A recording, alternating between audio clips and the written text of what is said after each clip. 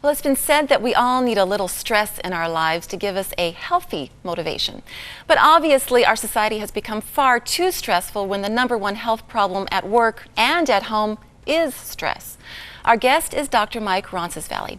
Dr. Mike is a licensed psychologist and the founder and president of Florida Counseling Centers. He ministers at conferences and seminars throughout North America and is the author of this book, DeStress, 21 Days to a Less Stressful Life. He's also the host of a new TV show called Dr. Mike, Changing Your Reality. And we're so glad to have him join us on the couch as he's going to help us all de-stress our lives. Dr. Mike, welcome to Full Circle. And thank you so much for having me here. I am glad to be here on the couch. Yes, on the couch. And don't be afraid, we've had guys on the couch I know. before. You have to just jump in. As we speak, I'm getting in touch with my feminine. Okay. They all went on to live normal lives. Did they really? Okay, that's good. Okay, That's good. now before we get started, Dr. Mike, I think I can truthfully say that I have known you longer than anyone here. In fact, I've known you your whole life because we're first cousins. That's right. Our mothers are sisters. Yeah. That's right. It's good to be here with you. And for that reason, I got to come see you. Well, no, listen, you were making quite a stir down south of the border. And so we really, our radar was in tune to what's going on down there. And you're everywhere. And we are thrilled to have you here. And I'm excited to spend some time with them. She was like talking about you like last week, I think 2 weeks ago, and beaming that her cousin was coming up, and so excited. He's coming, Michael's coming.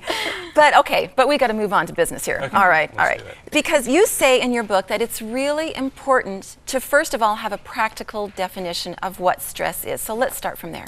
I'm going to start by telling you what stress is not. A lot of people think of stress as an angry boss or a sick kid or a mortgage, and really there's no situation that is inherently stressful.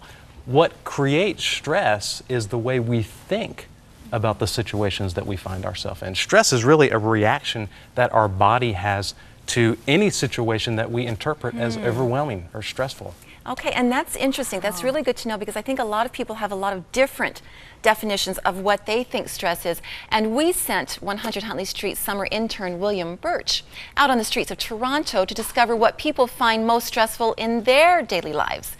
Here's what he found.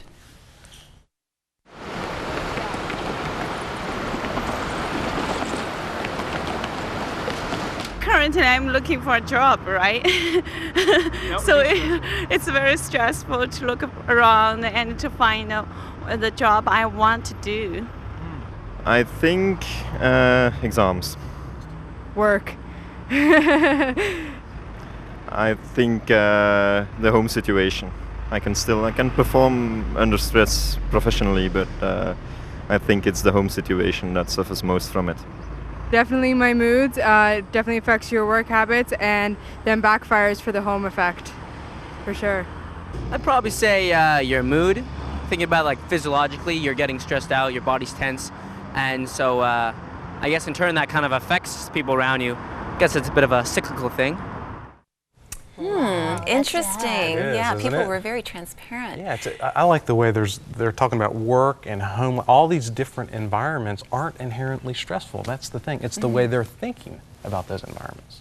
Wow. That's kind of scary because as I'm thinking about stress, I always said, he's making me stressful, Right. she's making me stressful, my work situation. And so that actually now you're making it, put the onus on me, Mike. But you know what? Wait, there is so much Which is very hope. stressful. Which is very, I was going to think that, oh my goodness, I'm creating my own stress, is Yeah. what you're saying. But there's so much hope in that. Do you know why? Because that gives you the power to be able to do something about it. If all these situations and people and things stress you out, you're a victim. But if you understand it's based on how you're thinking about these situations, all of a sudden you can do something with your stress. So I'm empowered. Okay. You are empowered. Okay. But I did this stress assessment, and you know what? I initially had no points. And then I realized marriage, good, bad, or ugly, is stress. Right. But Ann said off the top, one of my biggest stressors is not on this sheet. Cooking dinner. I don't care what your attitude is. That at 4:30 every day is a stressor. Now, Mike, what do you have to do for me? Let me tell you how this works. Okay, I'm going to tell you a story about. I'm going to be very vulnerable with you guys. I'm on the couch. I feel like I can do this. Okay. I moved to Atlanta, Georgia, And Atlanta, Georgia is a sprawled out city. We bought a house that was about 12 miles from my office. I was very excited. I was 12 minutes in the morning, right? Right, until the first day I got in my car to go to work. It took me 45 minutes to go 12 miles, traffic, gridlock. I was white-knuckled. Oh my gosh, I can't believe I bought this house. We've got a mortgage. It's taken me forever. And I did that for about 2 weeks. I was miserable. I could not stand my job. It was horrible. And finally I stepped back and I said, you know what, wait, I'm empowered. This is not stressful. It's the way I'm thinking about it. So what I did is I left earlier. Number one, that helps.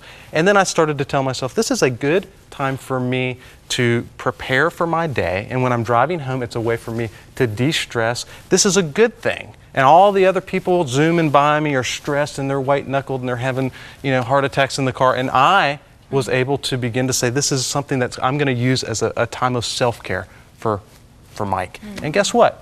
Wasn't stressful after that, because thoughts lead to feelings and feelings lead to behavior.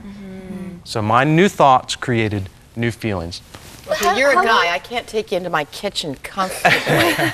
But how long does it take to get to that point? Because our natural reaction is to, blow up, oh my gosh, I can't do this. And, as you said, how long does it take to get to that point where we're like, okay, let's relax? Okay, perfect question, because there's brand new research on this.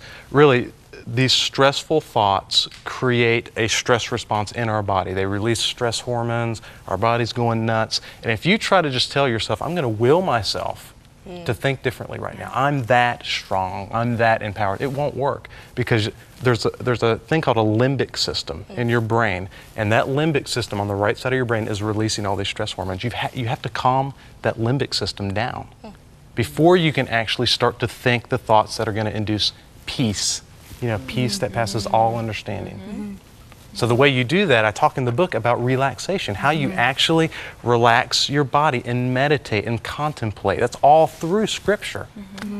So you've got to calm down the limbic system before you can begin to think the positive thoughts. There are people who just always have a motor running. Did it ever bother you? We have people for dinner or whatever, and the fidgeting. It's the foot's fidgeting going all the time. You think, ooh, what can I do for this person? They're not relaxing. You know what, I have to say this, your book is amazing. Like, I was gushing about it in the green room, I know, but I was like, this is so great. Are you feeling stressed there, Melinda? Yeah, but it was so great. And, I practiced the breathing from my stomach and not my diaphragm last night, and I was doing all your relaxation techniques. But what I thought was really interesting, that was one of those aha moments for me, was where you talk a lot in the book about hot thoughts versus core beliefs. And I thought, wow, that is core. Just explain that, because I think it's really interesting. The hot thoughts are the thoughts you have in the moment that create your stress. So this traffic is driving me crazy. I can't take this. I can't do this. Those are hot thoughts. You're getting yourself all worked up. Those thoughts get you worked up. They create the feeling of stress, and then stress creates your behavior in the body. The core belief is where those thoughts come from. Because I'll work with people in my clinical office and they'll tell me, Mike, why do I think like this? How could I possibly have all this negativity going on in my brain? And I challenge people that are watching today, pay attention to your thoughts. If you're stressed out, you're much more negative than you ever imagined with yourself. I know you give a lot of practical advice in this book, Mike. Again, it's called DeStress, 21 Days to a Less Stressed Life. And there's that test that Moira was referring to, that we all took, this stress test, and you say if you score over 300, buckle your seatbelt or something, because you're about to blast off. But you do walk us through 21 days of very practical helps in how to de-stress, decompress. And that's what I want to help people do with the book, is begin to understand how you recognize the thoughts that are creating your stress and figure out where they're coming from. So about day 7 or 8, we start to talk about core beliefs, and that's what you were talking about.